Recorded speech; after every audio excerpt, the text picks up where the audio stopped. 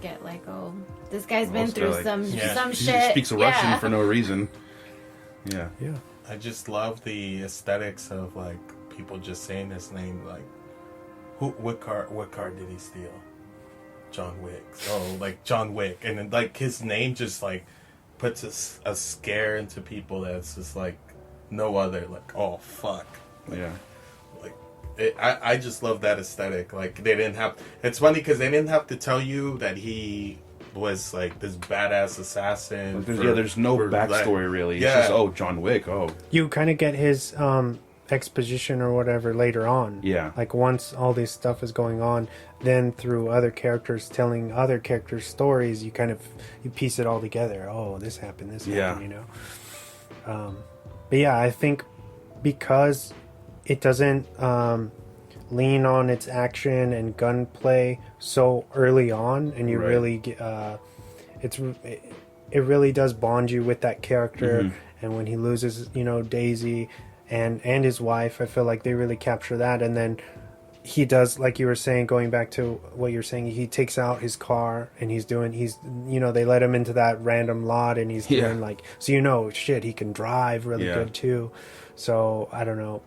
I feel like they kind of play on, maybe he might be like ex-military. Yeah, they kind of tease you with like little things. I know there's like a scene later on in the movie where he wears his watch in the inside, which is a military thing or whatever. So there's a lot of little details here. Like I said, I love when leading up to the violence. Because once he realizes that the kid is Vigo's son. Yeah.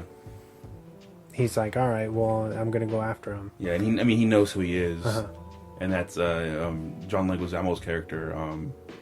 What's his name? Aurelio. Yeah, Aurelio. He tells him, he's like, he sees the car and he's like, where'd you get that car from? He's like, why does it matter?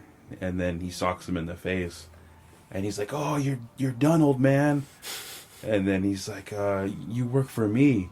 And he's like, no, I work with your father. And he's like, get the fuck out of here. Take the car. Get out of here. And he ends up leaving. And then Vigo calls him and he's like, I heard you hit my son. And he's like, can you tell me why? He's like, yeah, he stole John Wick's car. Oh, okay. And then just hangs up the phone. That's all the answer he needed. I mean, that alone, that answer is justifying him for striking his son. And I think you see that kind of like, oh shit, like what did my son just do? And I don't know. I think that's where the action, aside from him, John Wick getting his ass beat or getting jumped in his house and this dog stomped out. That's right when the action starts, because that's when Vigo sends over the hitman to go take out John. Do you guys think that was necessary for him to get beat down like that? Like, was it something, if that wasn't in the movie, do you think it could have still been a movie, like the success that it was? Like if John would have gotten... If he wasn't beat down, like in his house at the beginning, before anything... I think that's what... I think that's a key pivotal point. Like, do you think they built, like, okay, first they have to beat the shit out of him and kill his dog, and then we'll move on from there? Like, do you think that was, like, a main focus? Yeah. Because that's the tale of revenge. Yeah. Because it's a home invasion, and But they could have just stolen his car. But then, because I think his name's, what is the son's name? Yusuf. Yusuf. Yeah. Yusuf feels disrespected. I think also because he came back at him with Russian, which is like, oh, like that's my language. It's a tough first guy, of all, yeah. And then he's a cocky kid who probably gets everything handed to him anyways because of who his father is. When someone denies him of something that he wants, and then kind of rubs it in his face and says, like, not this bitch. Yeah, because he literally went, when Aurelio, like, also punches the shit out of him, he, like, goes to his dad and says, oh, he hit me. And then his dad calls him. Yeah, so... It's that's like a little kid mentality. Yeah. But he's a grown man. I mean, early 20s probably. He also, it's weird, that guy, Alfie Allen, I think his name is, he looks like a bootleg Paul Banks from Interpol. If you look him up, I don't know if you've seen the front man for Interpol. It's really weird. It's like uncanny. and he's all that kid's from Game of Thrones, Yeah. right? Thrones as well. He's a good character to hate. I know I hate him for a little bit in Game I'll of Thrones. spoil Swan fact, but that's actually why he was hired. In Game of Thrones? No, John Wick. Oh, really? The directors, they were like, we need somebody to justify all this shit that John's gonna do, and this guy looks like a fucking asshole. Oh, yeah. So he got the role. Oh, nice. Okay, makes sense. But to answer your question, I think that they had to do that. It was kind of his revenge on not selling the car to him in the first place, and then kind of John had an attitude, kind of, and he took that to heart, and then stomping out his dog. Oh, that a was puppy was horrible. That was and I think that was just like the cherry on top of this whole thing for them, kind of being like, fuck you. And then the cinematography, I'm not sure if I'm just reaching into this, but it seems like they beat him up and knock him unconscious, but then he wakes up and the dog, it's like they've laid the dog in front of him so he wakes up to see what they've done to the dog, and there's blood everywhere, and it's really fucked up. And then so he has his little, he like buries her in the backyard, and he puts her collar on next to his bedside table. Yeah, just like with his wife's necklace or bracelet. And there's a detail, I don't know if this was just a misstep or put in there intentionally, but he doesn't shower or anything. He scrubs the blood off the floor, and then he goes to see Aurelio. In that same shirt that he got beat up in. He's all bloody still. He just puts a jacket on. And I always thought that was like, why would he not change his shirt? And he takes the bus. Yeah. He's like, have you seen... Well, because they fucked up his other car, the Like, SUV that he had. Have you seen... Was my car here? But I thought that it justified his revenge with even the kid. If I think he wouldn't have cared that much if they wouldn't have killed the dog that his wife gave him. Mm-hmm. I think that would like send him over the edge because he was like. He even says that later on. He's like, the last thing my wife did for me. Was like send me this dog. The last thing I had was I was able to grieve. Not alone. Like not alone with something, and your son took that away from me. He's like, it was just what a if puppy. they just killed the dog and stole his car but didn't beat him up? I think still he would have gone after them. The car, yeah, but it's. I would say like it's a sentimental value 40% the car, 60% the dog. If you watch that assault on him, it's pretty vicious. Like when they kick him in the face, and you just see his. And you see he like goes back, and it's just like blood. You can, it's like whoa. Yeah, I feel like the dog and the car, yes, but the most important part was for him to get the shit beat out of him, because then you're like, oh, what the fuck? I thought, I thought this guy was something, and then later on you see that he actually is something, but they just got the better out of him. They sucker punched him, basically. And he was years, I think it had been... a couple of years out of retirement, like 4 or 5 years, right? Yeah, maybe, I want to say 5 to 7 years of not being active. Yeah. And he just...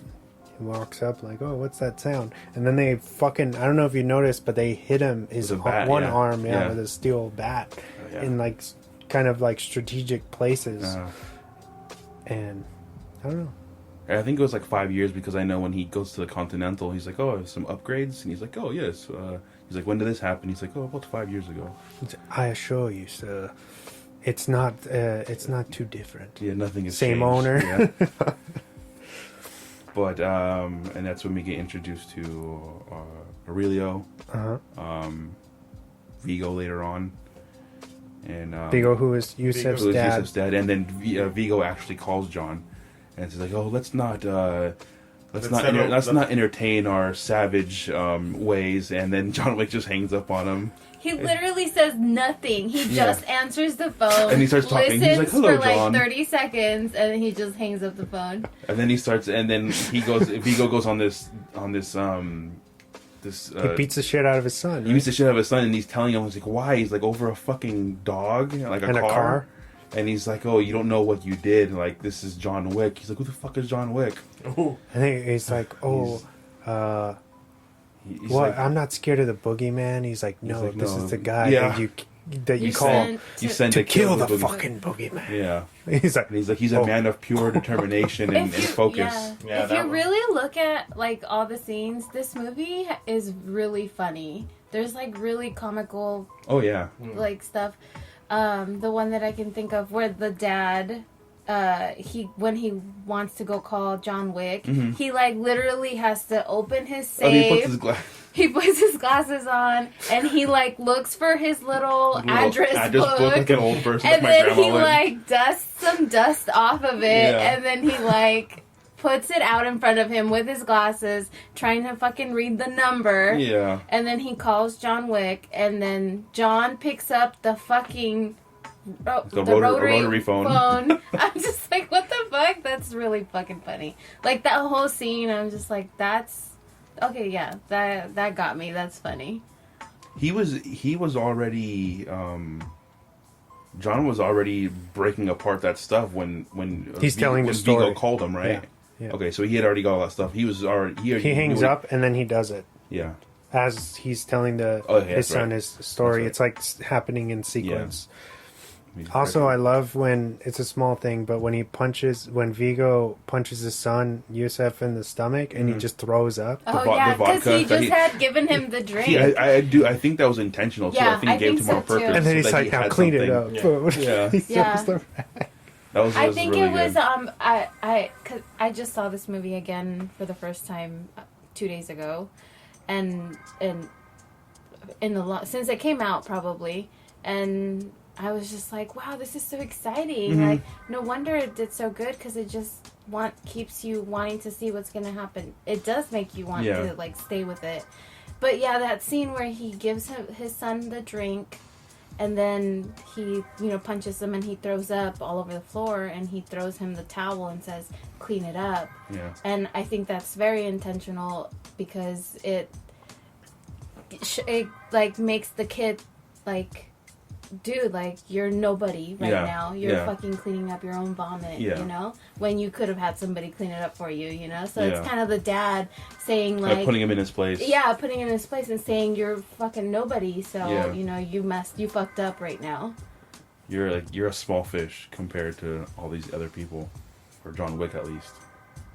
And then the mayhem guy is like the henchman. Yeah, all the guys in black are showing up. And that scene is amazing. Because he takes out a contract on his head. That was not yet. No, it was because he punches them. Then he calls them, and that's when he puts it on him. That's when he tells us, "How many people do you have?" He's like, "Oh, how many people do you need?" It's not a hit. He just he doesn't put a hit on them. He just sends a kill squad to go get him. He sends everybody he has. Like, so when John kills all of his guys, he's like, "Oh, of course he did." Yeah, of course he did on the phone. He's like, "Yeah, okay." But that guy, his like fucking assistant or whatever, the mayhem guy, the guy from the commercials, and he was just like, English, English. I love that every time he starts speaking in Russian, he's like, English, Vigo, English, come on. Jesus Christ! It just makes you think. It's like, dude, why is that guy there? Yeah, like why is he your right hand if he doesn't even speak the language? Like that whole thing right there is a story in itself. Yeah. It's really funny. And then he ends up using Vigo ends up using his son as bait to catch him when he says like, if you want to catch the wolf, you have to put a hen out. So, to spring a trap. Basically, just allowing his son to go to the nightclub / bathhouse that's in the back, which is kind of weird. That might be the best I love that choreography in the whole movie. The cinematography and the lighting, everything was. I love the scene. The scene of him sneaking into the spa room with that song playing. I think it's called Think. And he's kind of just slowly assassinating all the henchmen that are supposed to be protecting. I can't believe it. No, I know. I was about to say it, but my boy, he stepped ahead. There's a cameo, but a cameo of one of. A Hall of Famer going in this year, Kevin Nash. Which he's like... he's a tall guy outside. Yeah, I know he is. He's like, John, are you working tonight? He's like, yeah. Yes. He's like, you've lost some weight. Impressive. So 60 pounds. I give you the night. He's like, I'll give you the night off. He's like, thank you, Mr. Wick. And he takes off takes the earpiece off and walks away. I'm like, I'd be like, okay, sure, go ahead. It's funny because that looks like the same character he played in The Punisher. Yeah, he's a big he's a Russian guy. Mm-hmm. But I think But yeah, that's when he goes in there. He's in the nightclub and stuff.